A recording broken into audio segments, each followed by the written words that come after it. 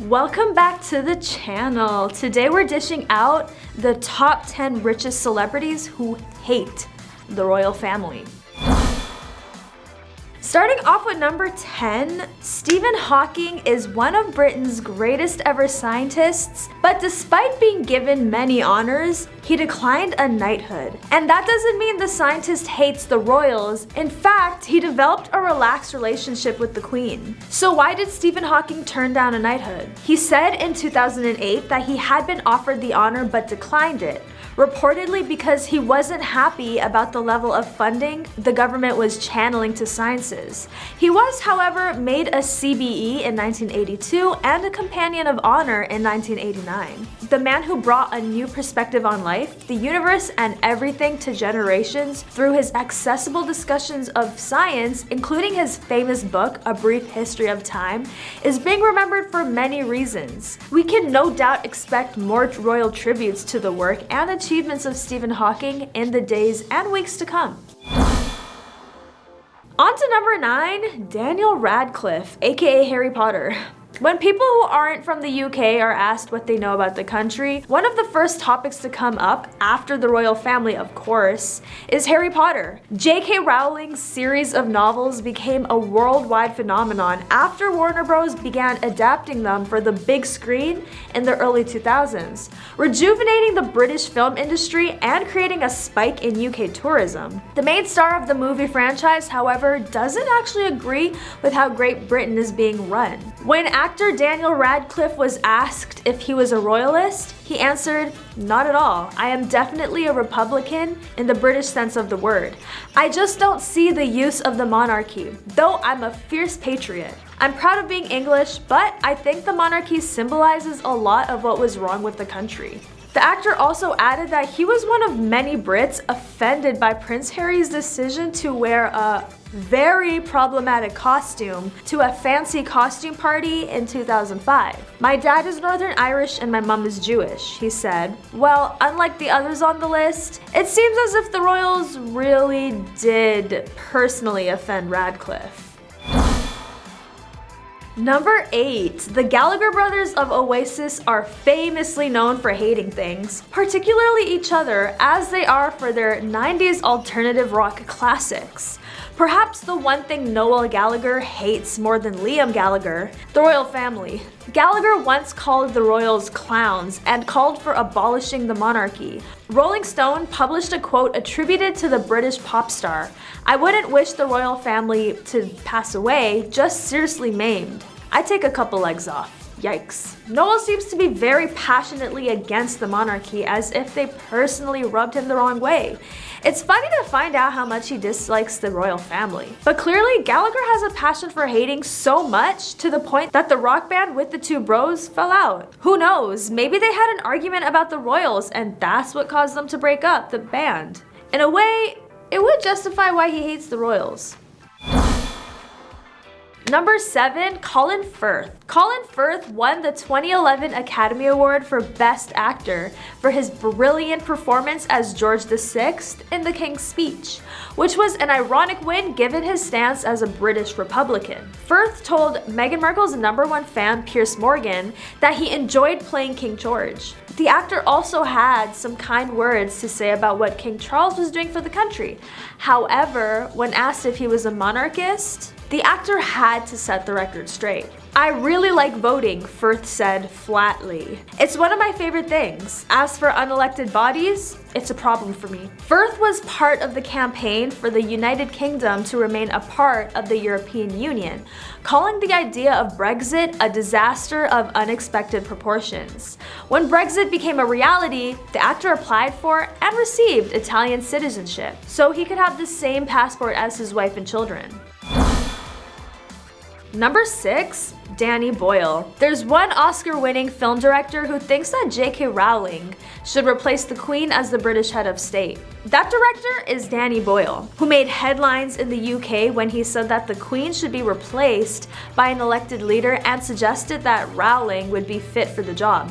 "It's a ludicrous spotlight they're under," he said of the royal family under the monarchy system. "You can still have a royal family if you like, but actually have an elected head of state." The director highlighted how he believed that the monarchy should be abolished, and how if the British public still wished for a royal family, then the only fair way to go about that should be through a public election. Boyle was already known in his native country for his Best Director win for 2008's Slumdog Millionaire, but he was put under the national spotlight when he was selected to direct the opening ceremony of London's 2012 Olympic Games. His work on the event received overwhelming praise and led him to being offered a knighthood, though he shocked the adoring public by turning the honor down. "Not my cup of tea, never has been," Boyle said. "I believe in being an equal citizen rather than a preferred subject." Tell him, Boyle, egalitarianism for the win. The filmmaker believes the British monarchy will be abolished in his lifetime, but he has recognized Queen Elizabeth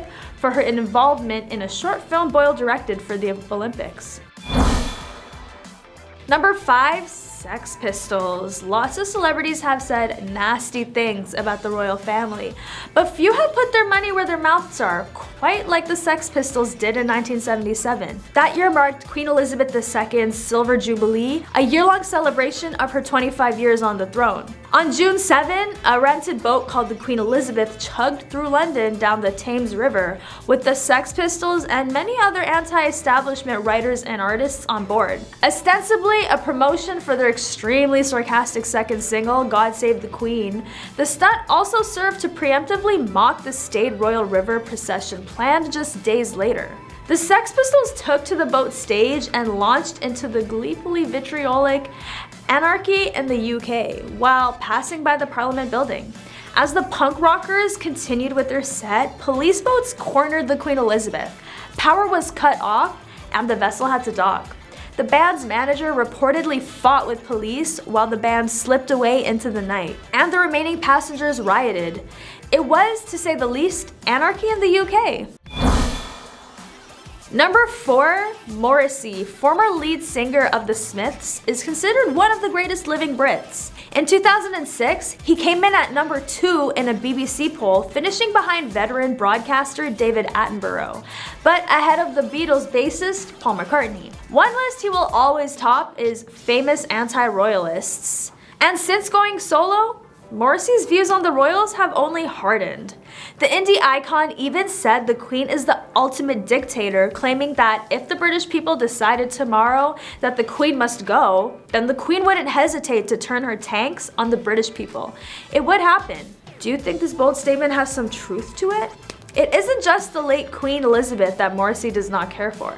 In 2014, he released a letter about Prince William, who'd been spotted on a hunting trip with brother Harry just days after publicly criticizing poachers in Africa. William is too thick-wit to realize that animals such as tigers and rhino are only driven to near extinction because people who are precisely like him and his brother have shot them off the map. All in the name of sport and slaughter, the vegan musician wrote. He may have a point about people hunting animals out of existence. Counting down to number 3, Eddie Izzard was known across the UK for years as a comedian who appeared on stage and in public in extensive makeup and women's clothing. It would have seemed inconceivable at the time that he would someday play the part of Queen Victoria's eldest son Bertie, Prince of Wales. Izzard's showbiz reputation began to change when he landed a role in the Broadway show A Day in the Death of Joe Egg. And in 2017, he became a royal for Stephen Frears' Victoria and Abdul. As we saw with Colin Firth, playing a royal doesn't mean you approve of the royals. The actor said that monarchy doesn't make sense in the 21st century and said that he wasn't into royalty. This Republican attitude will apparently be central to his bid to become mayor of London in 2020. Hereditary privilege is crazy to me, the aspiring politician said. Never knew Izzard and I would agree on something, but I totally understand his point. Hereditary privilege is crazy. On to number 2, The Tracy Ullman Show, which famously gave birth to The Simpsons, debuted in 1987 and made her an instant star in stateside. But it would be a whopping 30 long years before she returned to British television screens. Despite not being in country for all those years, Ullman has remained vocal about the way the UK is run. In 1998, she sat down for an interview with the New York Times when she was asked if she was Republican. "I am," she answered. "A member of parliament once suggested I be put in the Tower of London for saying derogatory things about the royals. There's no First Amendment in my country. I love your Bill of Rights." The actress also said the UK should adopt the bicycling monarchy approach taken by other European countries to save money, and that royals should be able to step down instead of being forced into royal service. Why should they have to? There are loads of people willing. One of those weird cousins, no doubt. Yikes, the shade. Ullman. Ullman has also impersonated several members of the royal family over the years, from Her Royal Majesty Queen Elizabeth to Princess Margaret and Camilla, Duchess of Cornwall. On to number 1, Russell Brand. I mean, in England we have a queen, Brand said. We have to call her things like Your Majesty, like she's all majestic. She's just a person. Your Highness, what is that? She's high up above us at the top of a class pyramid on a shelf of money with her own face on it. Well, this was a nicer version of what he really said, but let me know in the comments whether you agree with Russell's aggressive take. He even criticized the Queen's German heritage. "We should be calling her Mrs. Windsor," he said. "In fact, that's not even her real name. They changed it in the war to distract us from the inconvenient fact that they were as German as the enemy. Her actual name is Mrs. Saxe-Coburg-Gotha.